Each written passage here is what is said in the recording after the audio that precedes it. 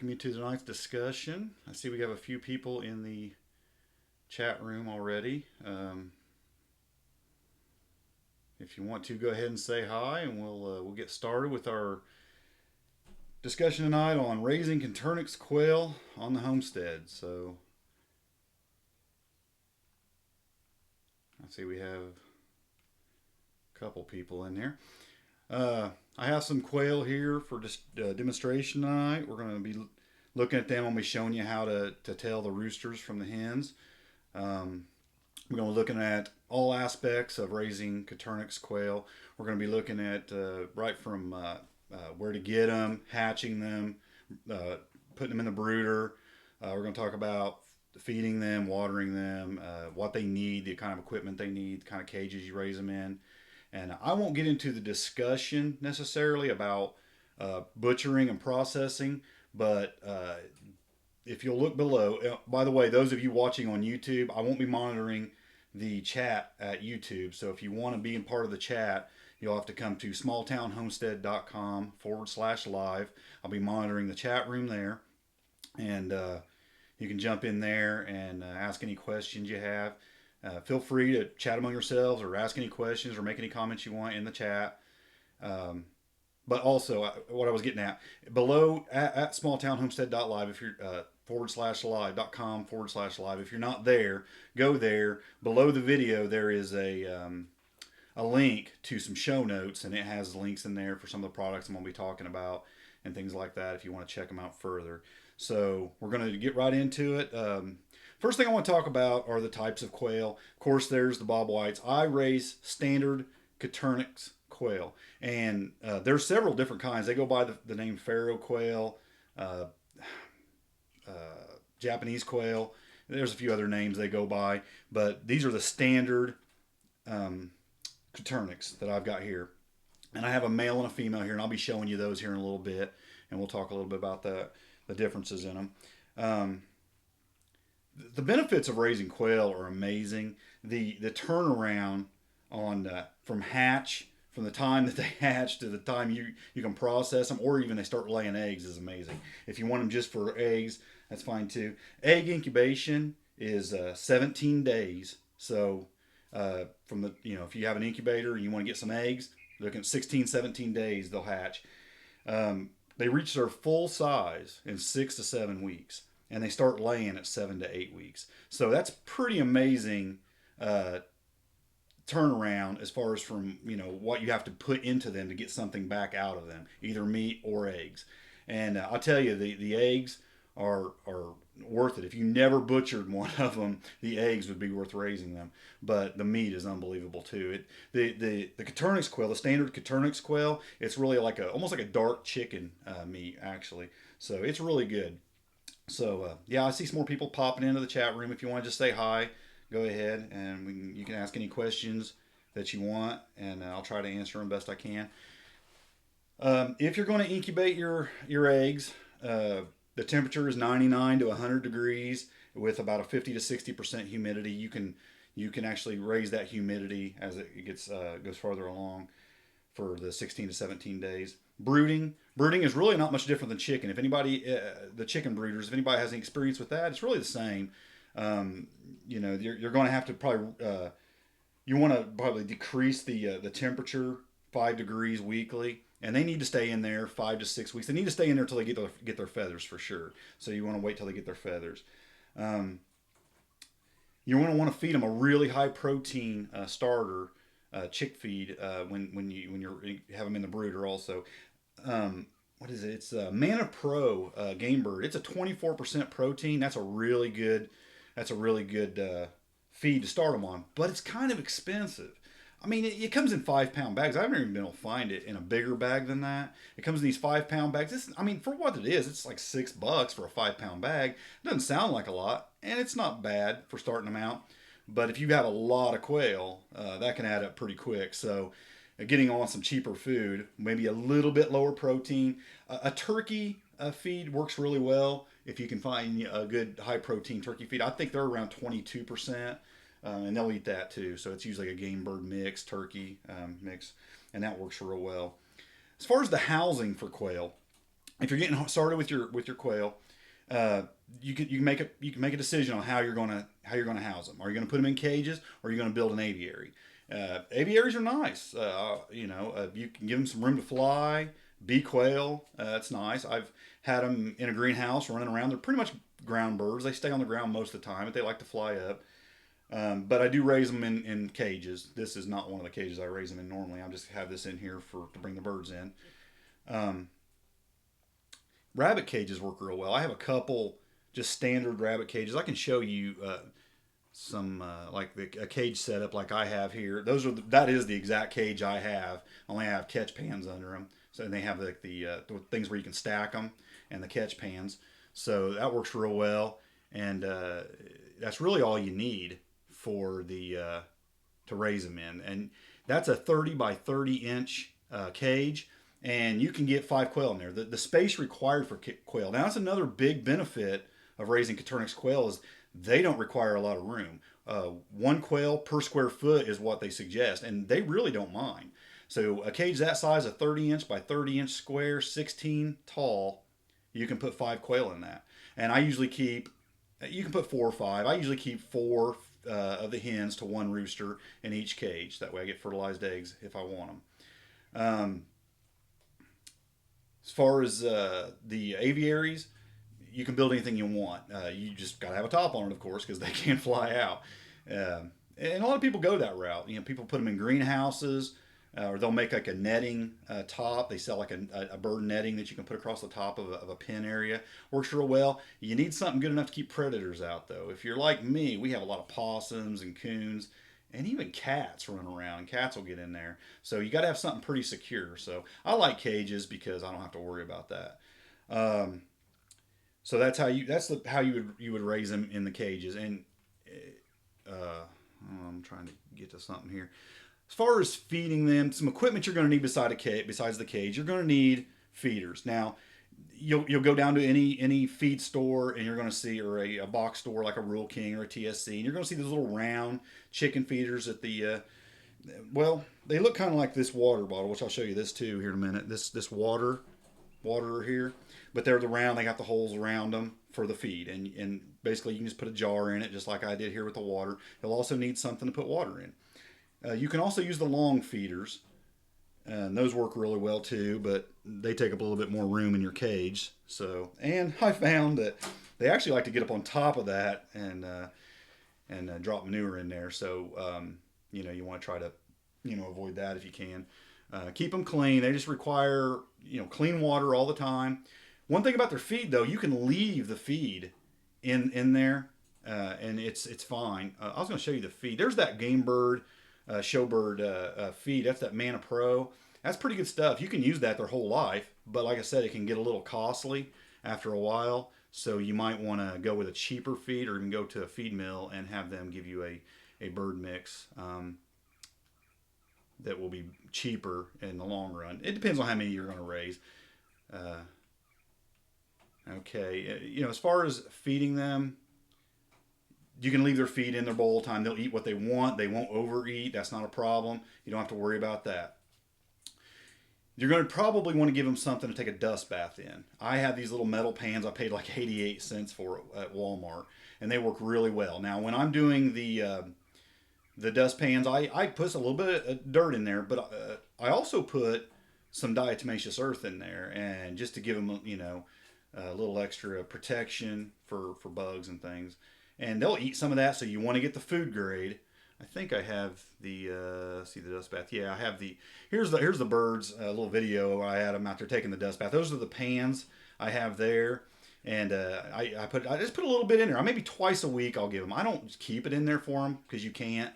They'll kick it out. They go crazy. They'll throw it everywhere, and they'll kick up a storm. But those are the cages I have. Those are the waters. You see the feeder I was talking about right there in the background, and the fans. And like I said, they'll get in there. You'll see them kicking up that dust. They'll just take a dust bath, and they'll throw it everywhere, and they'll get crazy with it. And I kind of like watching them too. They get pretty nuts. And I mix some diatomaceous earth in there. Again, I put that in there maybe twice a week and let them get a good, fluffing of it, and they'll jump in there and fix themselves up. So it's not something you got to keep in there all the time, I don't think. But they really like to do it when it's really warm out. They like to take a dust bath. Again, if you have any questions, go ahead and ask them, and I'll do my best to answer those questions. The diatomaceous earth I was telling you about is a food grade like this. Here's a 10-pound bag of it you can get, and you want to get the food grade because they're going to eat some of it. They're going to pick through that dirt. They're going to eat some of it, so you don't want to cause them any harm. And I just mix a little bit of that, maybe a handful, into with the dirt when I'm doing that.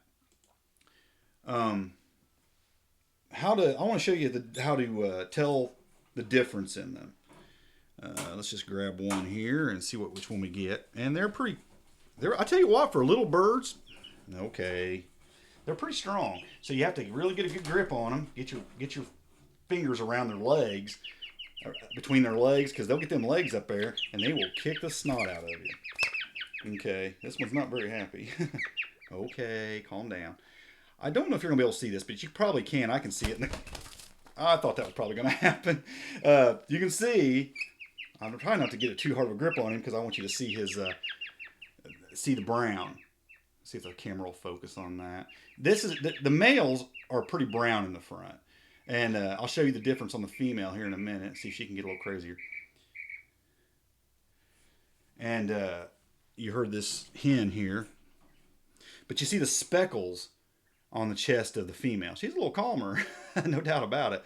And you see those speckles here, and that's the female. So you have the female and the male there, and that's how you tell the difference between them. And they'll get pretty good size. I mean, they're about 12 ounces, 10 to 12 ounces fully grown. You'll get a good 6 ounces of meat off of those birds. And, they're pretty easy to handle. Every once in a while, like you've seen that one, he gets a little crazy. They'll get a little crazy sometimes, try to get away from you. That's why it's nice to keep your cages someplace where if they do get away from you, they're not outside and they're going to be gone. So it's nice. I have mine in the greenhouse right now. They'll be moved into another area in the spring that I've been putting together for them.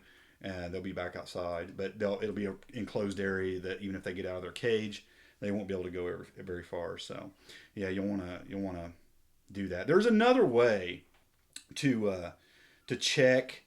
It's a foam. You pull their back end apart, and the males will have a foam there. I don't find it necessary. I don't need to do it. I've done it once, or I had it shown to me once, and I don't need to do it though because I can tell just from their coloring. Now there are other breeds like the white ones and like the Texas A&M, which is a hybrid, and those are white, and you can't tell on those. They don't have the difference in the chest color, so you have to tell that way.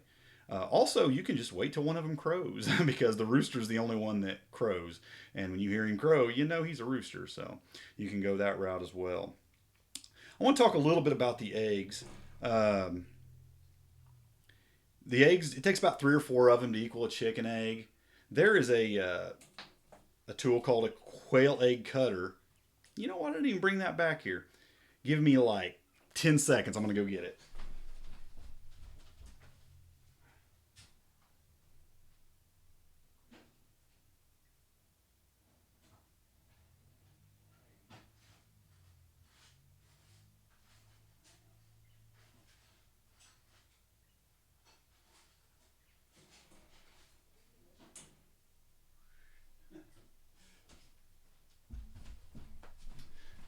Okay, that was more than 10 seconds, but thanks for your patience. This is a quail egg cutter, and I'll put that up in the camera. You can see how the egg you would set the egg up in it, and you basically cut the top off of it. It goes up in that little hole, and that cutter cuts the top off of it. Now, I don't have any quail eggs right now. They're a lot like chickens, like I said, and unless you give them lighting in the winter months, they won't be laying any eggs. So, yeah, that's... and I don't give them the supplemental lighting. I don't worry about it. But that's a quail egg cutter. They're real inexpensive, $5-6, something like that. I think you can get them cheaper someplace. But that's what you do with the eggs. And that way they're just easier because they have I worked up a sweat running through the house real fast. They have the shells they're so tiny, and when you crack them open, it's just real easy to get that shell just all in your pan and stuff. So something like that, you just cut the top, pour them out. It's real easy. You can then crush the shells up, put those back in their feed because that gives them some calcium. You just want to crush them up real good, break them up so they can eat that, and they'll eat that and get some more calcium to help with the egg laying. Again, if you want to check out that document I downloaded. I'll have links to any of this stuff I'm talking about, the feeders, the diatomaceous earth, the water, the egg cutters, everything I'm talking about. There'll be links in those notes down below that you can hook up. If you're watching this later on YouTube or someplace else, I'll put the link to that document down below in the notes there too. Um, Again, there's some different waters too. I mentioned that water earlier that has it's a bowl and it screws in the top. There's also these cups that you can just run lines. You can run like PVC pipe or the smaller line to these cups. And there's a couple different kinds. There's the kind that just it's a bowl and it just stays full all the time. And there's also a kind where they peck a little thing and it puts water in the bowl. Um, I don't use those. I use these, and these work really good. Those are actually a lot easier because you don't have to do anything. It's an automatic water. So if you got a lot of quail and you're trying to save time, that might be a good way to go. Um, Apple cider vinegar. I always try to put like about a tablespoon of apple cider vinegar in their water. It helps just with the health of the birds as well. They will eat fodder, but what I find is I've got some fodder in this cage right now. I'm growing right here behind me. Um, you can see this whole setup I got back here, but I mean it grows pretty good. It's a sunflower fodder, and they like it, but they like the leaves. They don't. It's kind of funny. The rabbits will eat the whole thing. They'll eat the roots. They'll eat the stems. They eat everything. They love it. The birds seem like they only eat the leaves. They'll eat the whole stem and the root, but they love the leaves and they'll eat those. So it's almost a waste to give them the fodder. So I give them mostly to feed, and I might throw a little bit of that fodder in there occasionally. And they seem to like it. They'll mess around with it, kick on it, eat the leaves, but that's about it. I got some other notes here, so I want to make sure I get everything. I'm not going to cover. I don't want to kill one of these birds today. I'm not going to do that on video anyway. There's plenty of good videos out there on processing a quail. It shows you how to do it. I put a link to a good video in those notes below that you can look at and watch. Basically how to dispatch them and how to process one. Guy's really good at it. He does it kind of slow because he's wanting to show you how to do it, but really it takes like a minute a bird, maybe a little over a minute a bird. You just grip them tight. You take some meat cutting scissors and you basically cut their neck off, and the head comes off, and you just hold them down in a bucket. The blood comes out. You basically skin them. You can leave. There's ways to do it with the skin on, but I don't think it's worth the trouble. You just skin them and gut them, and it's a pretty quick deal, really. It's really fast. So, and it seems like they don't really. I mean, it's a quick way to do it, and you give them the best possible life you can, and in the end, you do what you have to do to put some meat on the table. Those things right there are the basics of raising Coturnix quail. It's not complicated. It really isn't. I think that it's the only animal I like raising better for meat production is rabbits, honestly. Because these things have such a quick turnaround. Everybody will say, well, I like chickens because you get eggs. Well, you get eggs with these guys too. So if you're going to use these guys for eggs and meat, they're a great animal because you can basically, just keep enough of the males to maybe have one male per cage. So you can automatically, right off the bat, when you get them out of your brooder and you're raising them, they're almost ready to butcher at that point. You take the males, you save the ones you want, you do away with the others. You put the females in their cages, and you keep enough to do the job. And then when you're ready to process some more hens, you do that. Hens get just a little bit bigger than the than the roosters, but they're all good meat. The eggs, like I said, really good. They will lay. They're a lot like chickens. If you keep supplemental light on them, you'll get 200 to 300 eggs per year per bird.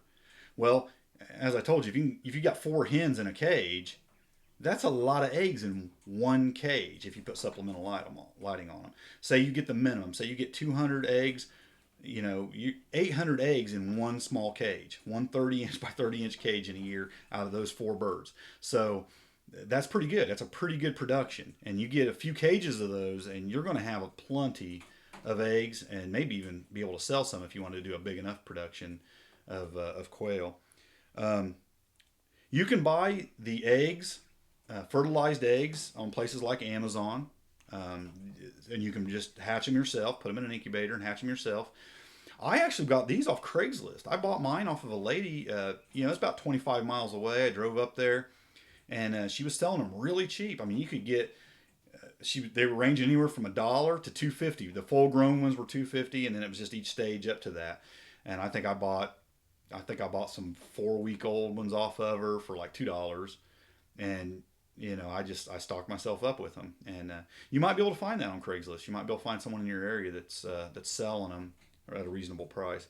Like I said, if you have any questions, go ahead and type them in and ask them, and I'll do my best to answer them. Really easy, really friendly birds. One of the questions often raised is one of the reasons people go with quail quite often rather than chickens is because maybe they live in an area where it's not legal to have chickens. I mean, you live in a town that doesn't allow it. Well, these birds are great. I mean, because they're not loud. The roosters do have a crow, but it's not a real loud crow that anybody can recognize. Um, and they'll do it in the middle of the night too. So, like I said, having them in an enclosure is nice because if you get a bunch of them going, I mean, it can get a little loud, but you can raise them in a garage. They don't take up much space, and but they're going to need some lighting, of course, if you want eggs. So they're good. They're a good urban livestock. They're even if you're in the country and you just want another livestock and you want some more meat on the table, they're great for that too. You're going to get the egg production. I think they're great. I think they're just a great animal to put on your homestead, no doubt about it. They're easy. One of the easiest things I raise. The only thing you know what, I like rabbits just a hair better, but I don't know that they're easier. I think these birds are probably easier than the rabbits to raise. They're definitely easier to process, plus you get eggs. So uh, they're very easy. I mean, it's very possibly the easiest livestock you'll ever raise to have Coturnix quail. So there's not a lot I can really talk about because they're so easy. It's just you get a few things, you get some birds, and you're in business, and you got what you want. So that's pretty much the story with raising Coturnix quail in your homestead. I'd love to answer any more questions you have. If even if you're watching this later, you can just post in the comments, and I'll try to answer any questions that you may have. And I hope you'll get started with Coturnix quail. I really do. I think they're a great animal. And if you want to see other things we're doing, go to smalltownhomestead.com if you're watching this somewhere else. And also be sure to check out our podcast, the Modern Homesteading Podcast. We talk a lot about just what other people are doing on their homesteads a lot of times. Sometimes I'll do a topical thing, but we always try to have a lot of information in there, and more than that, even try to inspire folks to homestead and do what they can where they can, and just take advantage of every opportunity to do everything you can to live a homesteading life. So I hope you enjoyed this little discussion tonight, and I appreciate you joining me on a Saturday afternoon. I know the timing was a little bit different on this one. I had a few people say, well, I can't make it at the times you've been having them. I was having them late on Saturday nights, like 8 or 9 o'clock. And I had a few people say, I can't do it that time. Can you have a different time? So I'm trying to shake it up and have some different times involved in this. So thanks for hanging out with me this afternoon.